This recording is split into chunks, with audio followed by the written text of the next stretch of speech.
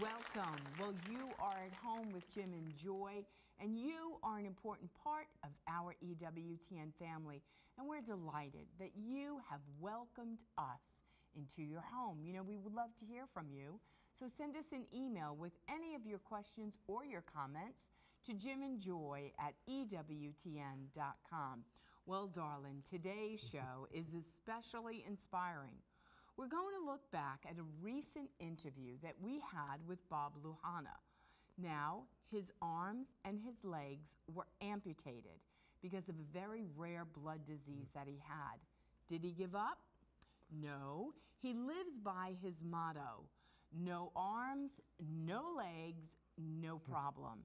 And we're going to hear how his faith and his spirit helped him to overcome the challenge of a lifetime.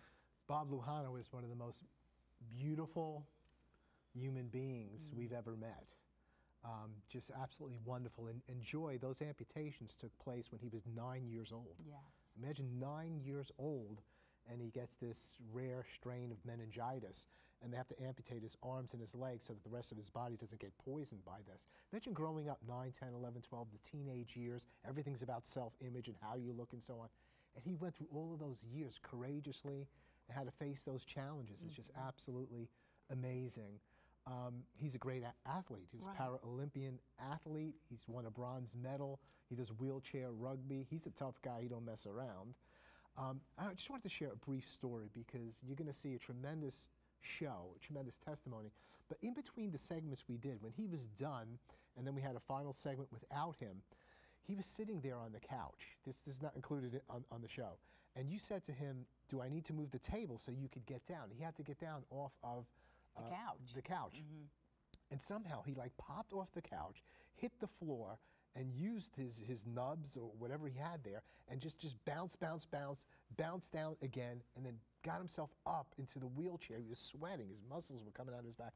And I want to tell you, our cameraman, everybody, everything stopped just to watch what this man did. And it was such an inspirational moment, something that he does, you know, every day, all the time. It's a great, great testimony to his life, to the human spirit, and to those that have special disabilities, and what they do day by day with such a great and wonderful attitude. So this is a show you will never forget, a man you'll never forget, a man full of courage, a man full of faith, a man full of spirit, and you should be inspired to live and be all that you can and to be the best steward of all that you have for the glory of God. Well, he just put the whole thing in perspective. You know, we can all complain about having a bad day, this isn't going right, that isn't going right. This young man, no arms, no leg, no problems, and he means it. And what a witness. Yeah. So you don't want to miss this show. We did want to say that since our show, Bob Lujano did get married to Wendy, so it's another part of the beautiful story. So enjoy this time, be inspired, and we'll see you in a little bit.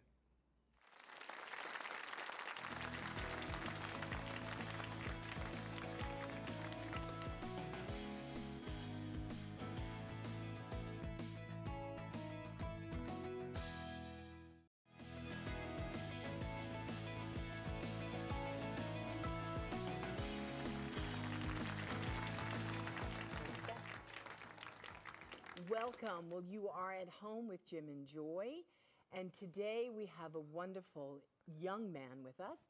His name is Bob Lujano. Now, he is a motivational speaker. He's a Paralympic athlete, and he's authored a book called No Arms, No Legs, No Problems. Rather amazing. So, Bob, we want to welcome you to At Home with Jim and Joy, and we're delighted that you're here. And we've seen you around in the Birmingham area. You've showed up at some of our banquets and for Her Choice Birmingham Women's Center. But today, and we've seen you at marches, so you're pretty active. You get out and about. We want you to tell your life story, how you came to be in the situation that you are right now. Oh, it's my honor to be here as well, so thank you. I was living in Kansas at the time. My parents had divorced, and my dad got custody, but he couldn't take care of us and work because we were still very young, me and my sister, my older sister, Lisa. So they moved us to Kansas, where his mother, my grandmother Hope, raised us. And it was there that I very much got to embrace our Catholic faith, because my grandmother Hope was very much devout Catholic, pray the rosary in the morning and the last thing at night. And she was also very much telling us, well, we're going to go to Mass, but, you're not just going to do 60 minutes and then go home. You're going to be part of the CCD class. You're also going to be a lector and an altar boy, excuse me. First, you're going to be an altar boy. And then as I grew, being involved in the church, I continued on and became a lector. And now I'm actually a Eucharistic minister at Prince of Peace Catholic Church. But, it was at that time that I very much got to embrace our Catholic faith. On January 7th, 1979, I contracted a rare form of meningitis called meningococcosemia. And basically what happened is that the illness entered my bloodstream, and it prevented blood circulation. If you have a bruise, that's an area where there was no blood circulation. Well, my whole body was a bruise, and it was eventually getting to my heart. And as the doctor said to me, you're going to die. There's nothing we can do for you. We said last rites, had a priest come in, got to say goodbye to the family, and went to sleep, and wasn't supposed to wake up. You're how old? 9 years old. Yeah. But I woke up, and that was the blessing of it. And even though I didn't have my legs, and then a month later I'd lose my hands and go through many blood transfusions and operations, I was alive. And I knew at that time, even as young as I was, that that really affirmed my faith in God, that He wanted me alive for a reason. Right. Not sure the reason. Definitely prayed about just wanting to play with my cousins, and just wanted to go back to school. What sports was I going to play? These are things that were in my mind. Yeah. Didn't worry too much about them. Just prayed about them. And the Lord provides, as He always does. And He first provided with a family. My family has been just instrumental. My immediate family and my external family. My dad was very instrumental in me helping to deal with disability. Probably the most difficult part of having a disability is the mental aspect. Yeah. I look different. That's not going to change. So one time, whenever a person might have been laughing or pointing or staring, he had a way of just being able to make it funny or make it a joke, and made the situation light. I never felt from him that he was embarrassed to have a child with a disability. And once I saw that from him, then there was no reason for me to be ashamed or insecure about who I am. And after that, it was all pretty much downhill as far as realizing there was a lot of things ahead of me. There's a lot of operations. As a matter of fact, once I got out of the hospital after 6 months, I went up to the Rehabilitation Institute of Chicago, up in Chicago, Illinois. And I was about to begin a 9-month rehab stint, and it was at that time that we got a message that Pope John Paul II was going to be in Chicago. It was his second stop of his world tour. And we just so happened to be there and get tickets, and I'll never forget it. We were there at the site of the cathedral, at All Saints Cathedral. He comes out of the cathedral after giving a service, and it was at night, and he just kind of really lit up the whole area. You could just see the presence of the Lord with him. I don't know how to explain it other than that. And then he comes down the platform, because they had put me at the edge of a platform. The police were there helping. My good friend Jim Zwitt was there helping. And he comes down the platform, and he looks right at me and gives me a blessing in Latin, I guess the official liturgical blessing. And he also provided me with the rosary, which he blessed as well. So, that moment, again, just kind of affirmed that the Lord is with me, and I was going to begin my rehab stint away from family, away from friends. And that really gave me the motivation to continue to get through this and to get through the rehab and move on with my life. And after coming back from rehab, it was time to get back into school. And probably the most difficult part of going back to school was PE class. I was literally kind of told to sit off here at the side and, just sit here and play checkers and watch everyone else have fun. And, and after a couple of months, it was like, well, I'm done playing checkers. Give me the football. Let's just throw the football around. All right. Now you guard him, and you run a route, and you rush the passer. And, I had 7-on-7 touch football going on. It was then that the coaches there said, well, let's get him in to do some of the PE things that we're doing. And I just found a way to adapt whatever sport was going on so I could participate. And actually, that's actually illegal right now to not, because of the 1973 Rehabilitation Act, it prevents from anyone from discriminating in a public school. So a person that may have a disability, a physical disability, for them to be excluded is actually against the law. And that's kind of some of the things that I work on today, and I'll talk about that later. Probably the most interesting part after I got through that with PE was, graduating. I graduated high school. It was a very, I guess, emotional moment, just being able to endure everything and to go on to school.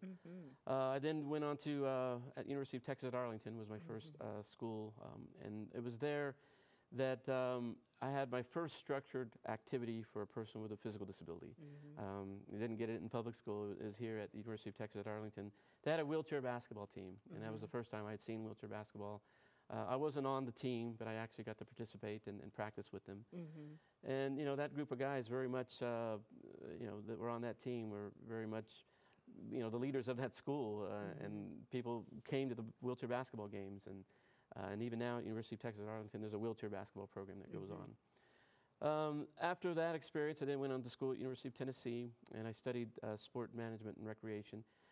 It was there, after graduating, I went on to Atlanta, Georgia, and worked for the 96 Olympic Games. I don't know if you remember that, the 96 Paralympic Games. Yes. And it was there that I'm sorry? In Greece? No, the In 96 Atlanta. Paralympic Games in Atlanta, Georgia. Atlanta. Yeah. So I was working there, and it was there that I very much was introduced to the sport of wheelchair rugby. Wheelchair rugby is a full wheelchair contact sport. We literally hit each other so hard that we knocked each other. That's a lot of contact. Yes, and that's the object of the sport. It's played on a basketball court.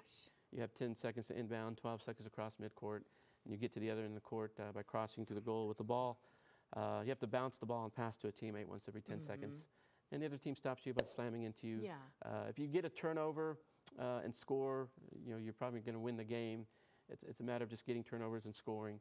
But So it's very fast. So you're in the wheelchair. We're in the rugby chair. Are you strapped in the wheelchair? Yes, I'm strapped in. most of the time. Helmet? No, we don't No use helmets. You don't use helmets. No. And you're crashing into each other. Yeah. Do the wheelchairs pretty stable? Do you go down? Well, if you get hit at the right spot, yeah, you can get knocked over. You can't hit anybody from behind. That's illegal. But if you hit them real hard on the side or the front, most of the guys that play, most of the men and women that play wheelchair rugby have spinal cord injuries, so their balance is impaired. So that could be as they're trying to throw the ball or they're pushing too fast, you can hit them and knock them over. So it's very fast, very physical. The United States Quad Rugby Association, usqra.org. You can find more information about wheelchair rugby and being involved. But at the end of the day, being a part of that sport, and for the last 20 years I've played wheelchair rugby, it very much has given me the opportunity to have an independent life, have a competitive sport opportunity. And it actually allowed me to go to the Paralympic Games in Athens, Greece, 2004. I was selected. And it was there that we won the bronze medal.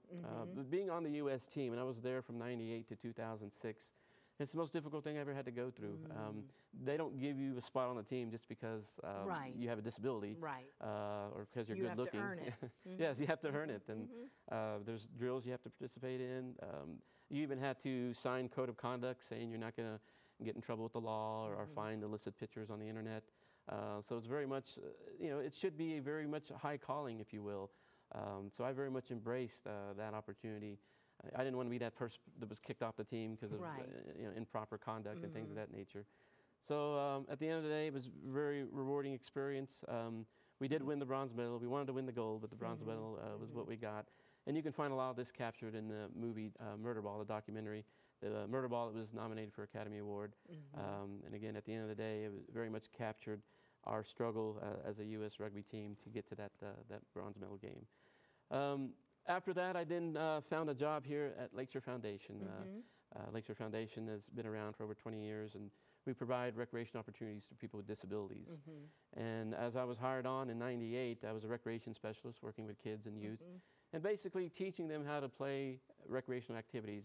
A lot of the things that I did when I was in high school to adapt sports is kind of the same things that I was teaching them. So at the end of the day, you can almost say that because of my disability, it was allowed me to have the job that I have, because it very much was a benefit to be able to teach people, young people, the experiences I went through and how to live independently, how to pick things off the floor, how to open the door and get through it with your wheelchair. These are things that people need to know, kids need to know. So after being here at Lakeshore for 13 years and serving our youth with disabilities, our seniors with disabilities, our military with disabilities, it's just a rewarding experience to know that Lakeshore Foundation, which is an official Olympic and Paralympic training site, is very much designated to serving people with disabilities. And if you go to lakeshore.org, you can find out all the ways that you can get involved to very much look to serve our troops and serve our members. But at the end of the day, it's an outstanding experience being a part of Lakeshore Foundation. And Right now, over the last 4 years, I've been with the National Center on Health, Physical Activity, and Disability, which is located at Lakeshore Foundation. And our mission there is to very much promote what I call, I guess, disability agenda, promoting inclusion.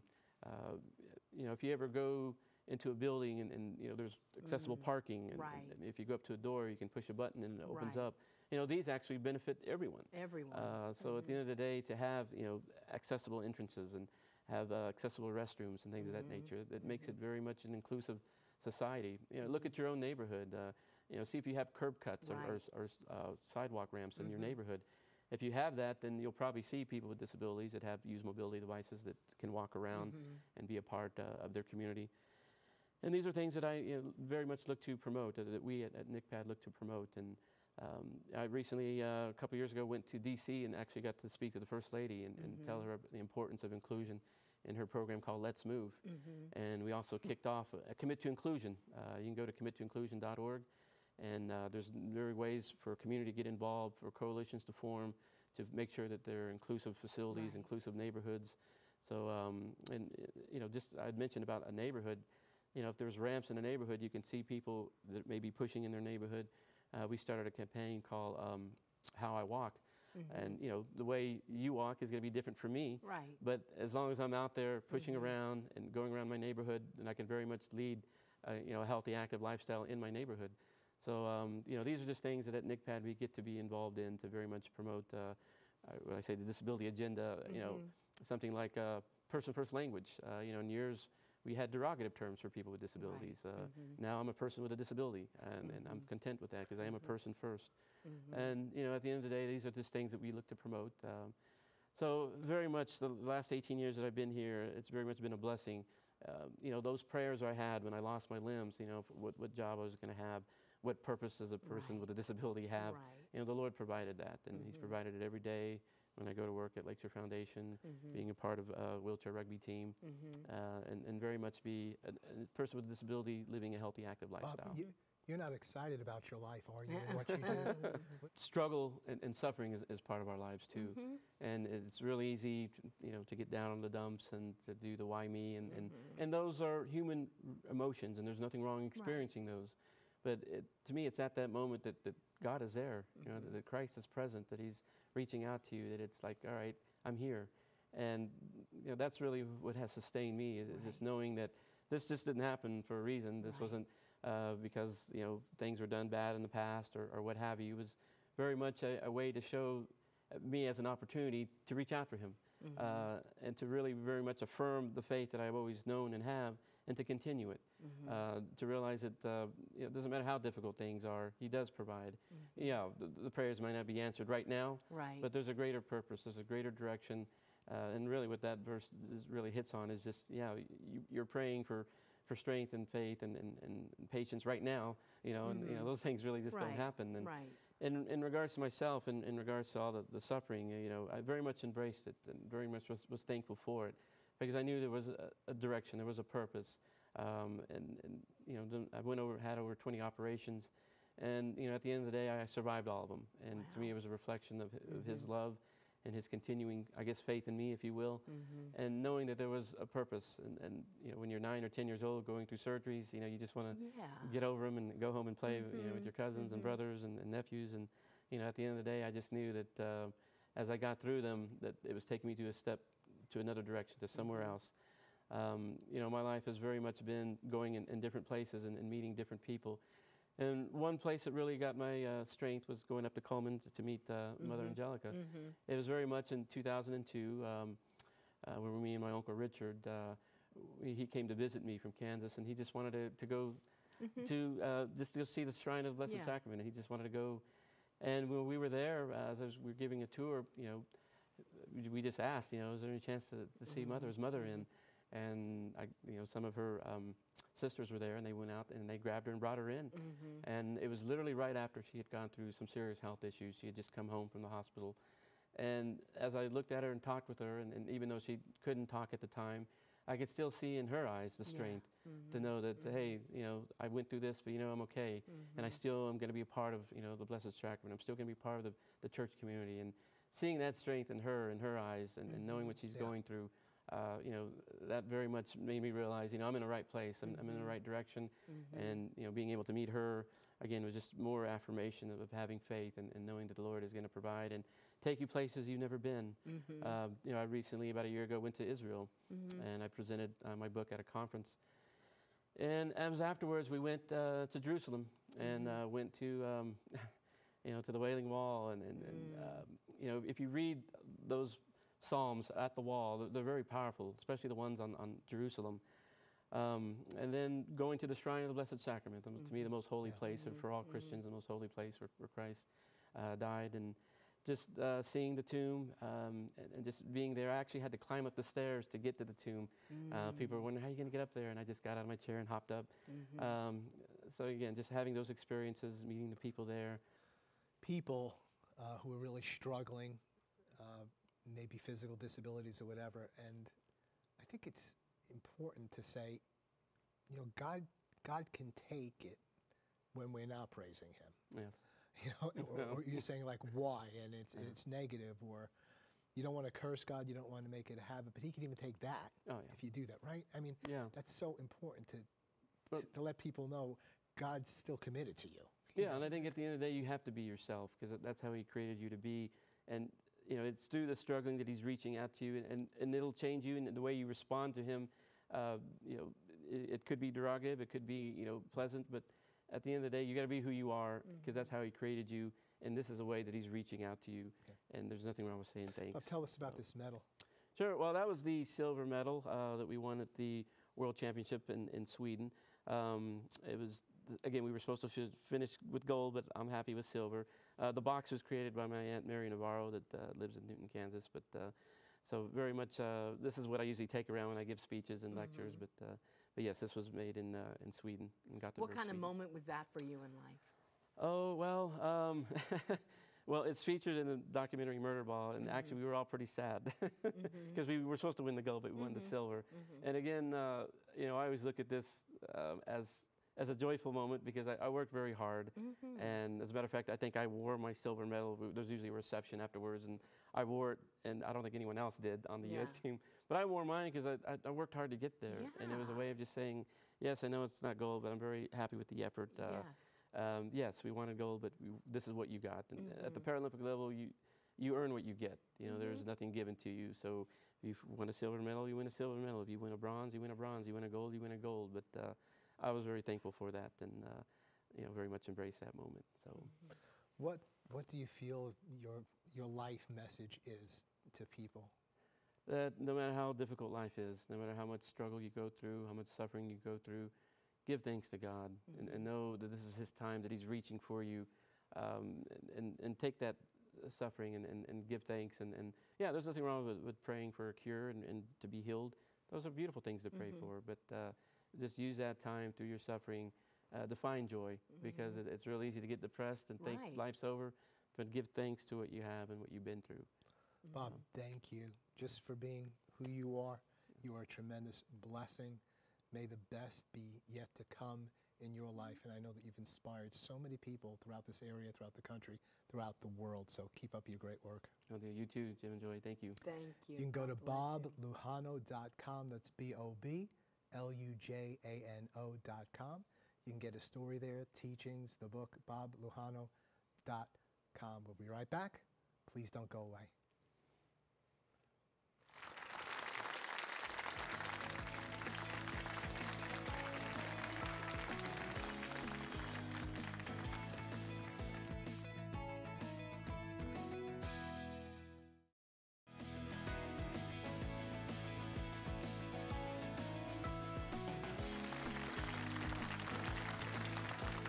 Welcome back. Well, I know that you enjoyed Bob Lujano, because he certainly helps us put our everyday problems right into perspective. What a beautiful and great story.